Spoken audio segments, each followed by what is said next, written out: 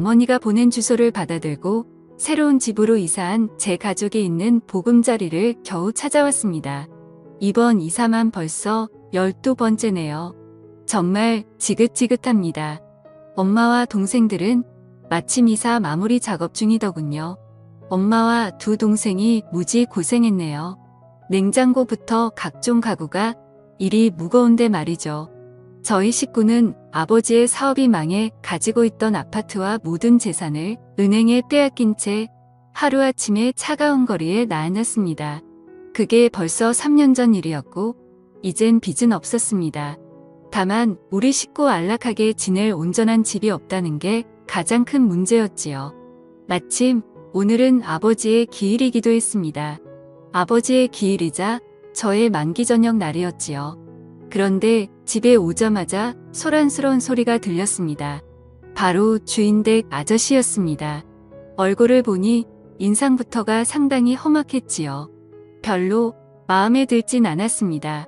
주인댁 아저씨는 저희가 이사 오면서 멀쩡했던 대문이 파손됐으니 이를 저희에게 변상하라고 우겨댔습니다. 제가 뭐라 설명을 해도 멍청한 속이에 격릴지더군요. 그것도 아무런 증거도 없이 막무가내로 우리에게 덮어씌우니 참으로 답답했습니다. 원래부터가 이랬는데 말이죠. 저는 가뜩이나 아버지가 없는 것도 서러운데 하지 않은 일을 했다는 오해까지 받으니 저녁 첫날부터 기분이 별로였습니다. 그래도 어쩌겠습니까? 저는 첫날부터 주인집과 마찰을 빚고 싶지 않아 변상하며 좋게 지내자던 어머니의 의견을 따르기로 했습니다. 그렇게 그 재수없는 집에서 한 달이 지났을까요? 어느 날 주인집 딸내미와 마주쳤습니다. 이곳 주인집 아저씨에게 저와 비슷한 나이를 가진 자식이 있었다는 사실을 저는 오늘 처음 알았습니다. 그런데 아버지를 닮아서 그런지 여자애가 상당히 기고만장하며 버릇이 없더군요. 세입자 주제에 왜 전문을 사용하냐며 혼잣말로 짜증을 내는 겁니다. 어쨌건 저는 그 후로 그 재수없는 여자애와 마주치기 싫어 뒤에 있는 작은 쪽문만 이용했습니다. 제 어머니와 동생들에게도 뒤쪽에 있는 쪽문을 사용하라고 신신당부했지요. 주인집 딸내미 성격이 보통이 아니라며 가진 흉은 다 보면서요. 마음 같아서는 제 앞주머니로 따끔히 교육하고 싶었으나 참았습니다.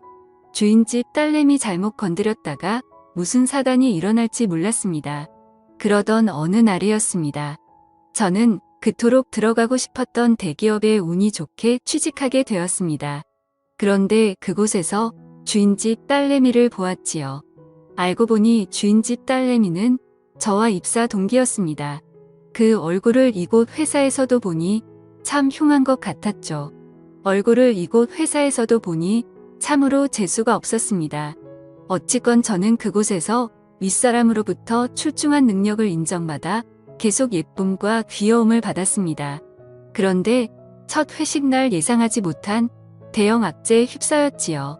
주인집 딸내미가 신입사원 환영식이자 첫 회식 자리에 모인 이곳에서 그곳도 회사 사람들이 보는 앞에서 제가 자기네 집 세입자라며 저를 놀리듯 마구 까대는 겁니다. 그 일로 저를 보는 회사 사람들의 인식은 크게 달라지지 않았습니다. 요즘이 어떤 세상입니까? 저는 그게 부끄러운 일이라 여기지는 않았으니까요. 저만 당당하면 되죠. 단 저는 주인집 딸내미를 좋은 시선으로 볼 수가 없었습니다. 그래서 다음날 퇴근하던 길에 주인집 딸내미에게 어제 일을 사과하라며 집요하게 물고 늘어졌습니다. 사과하시죠. 제가 뭘 잘못했는데요? 정말 그쪽 아버지를 닮아 양심이라고는 조금도 없는 몹쓸 여자군요. 인성이 차마 이 정도일 줄은 몰랐습니다. 제 아버지를 왜 욕하세요? 진짜 쫓겨나고 싶으세요? 그 돈으로 갈 데도 없을 텐데. 능력이 안 되니 뒤에서 까는 거죠. 당신 같은 여자 많이 봤어. 실력은 없는데 질투는 많고 열등감은 높지. 게다가 밝히기는 얼마나 밝힐까? 제 말을 듣고 있던 주인집 딸내미는 제 말에 화가 났던지 손을 치켜세우며 저를 때리려고 하더군요. 저를 보는 그 눈빛이 얼마나 매섭던지 소름 끼쳤습니다. 엄마도 저는 때리지 않고 어려서부터 오냐오냐 키웠습니다. 그런데 집 하나 있다는 이유로 손을 치켜 세우며 저를 때리려고 하니 저는 주인집 딸내미 손목을 붙잡고선 그저 거만하게 웃었지요. 그러자 주인집 딸내미가 이건 우울하며 화를 내더니 급기야 제 얼굴에 침까지 뱉는 겁니다. 저는 그때 속으로 얘를 어떻게 할까 고민했습니다. 저도 주인집 딸내미 얼굴에 침을 뱉고 윙크를 날리며 배로 갚아주었지요. 그리고 제 앞주머니만 대놓고 주물렀습니다. 그리고선 이렇게 말했지요. 주인 아저씨한테 말하라고 말입니다. 당장에 방을 빼겠다고 진짜로 당당하게 나갔습니다. 아마도 수치스러웠을 겁니다. 사실 이 돈으로 아직 갈 곳은 없었으나 대기업에 취직했으니 은행 대출을 받아 다른 곳으로 가면 됐을 일입니다. 더는 제 어머니와 동생들을 그런 집에 살게 하고 싶지는 않았습니다. 어쨌건 그 일이 있던 후 어느 늦은 밤 골목길을 지나 집으로 가는데 어디선가 공경에 처해 도와달라는 어느 젊은 여자의 목소리가 들리는 겁니다. 저는 도움의 목소리가 들리는 곳으로 발길을 옮겨보니 주인집 딸내미가 건장한 어느 남자에게 가로막혀 벌벌 떨고만 있는 광경과 마주했지요. 저는 주인집 딸내미를 외면하고 싶었으나 미운 정도 정이라며 그냥 지나칠 수가 없어 무슨 일이냐며 모른 채 성큼성큼 다가갔습니다. 주인집 딸내미 말로는 얼마 전 지인 소개로 만나게 된 남자인데 최근까지 연락처를 주고받으며 지내다가 며칠 전 직접 만났는데 막상 만나보니 별로라 그만 보자 했다가 이런 동변을 당하게 되었다고 듣게 되었습니다.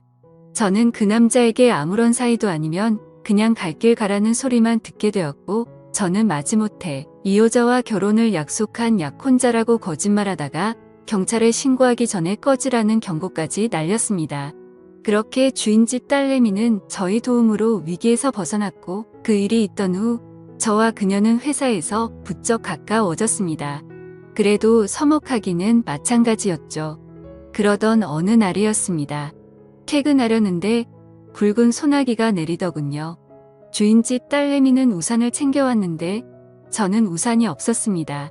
그래서 비가 그칠 때까지 기다렸다 가려는데 간 줄로만 알았던 주인집 딸내미가 저에게 다가와 우산이 크니 같이 쓰고 가자더군요.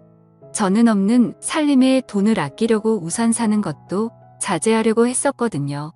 어쨌건 저는 주인집 딸내미와 우산을 쓰고 지하철역까지 가는데 그래도 조금은 떨어져 걸었습니다. 그런데 자꾸만 한쪽이 비에 맞더군요. 주인집 딸내미도 한쪽이 젖기는 마찬가지였습니다. 그렇게 우리는 지하철역까지 간신히 왔습니다. 그런데 한쪽이 젖은 주인집 딸내미를 보니 은밀한 옷이 다 보이는 겁니다. 저는 낯뜨거워 시선을 자꾸만 내리는데 이런 저를 보며 주인집 딸내미가 웃더군요. 귀엽다면서요. 어쨌건 우리는 지하철을 타고 집으로 왔고 그 일이 있던 후 우리는 출근도 함께하고 퇴근도 함께하는 친구가 되었지요. 어쩌다 보니 그렇게 되었습니다. 그래도 주인집 딸과 세입자 아들이란 점은 변하지 않았습니다.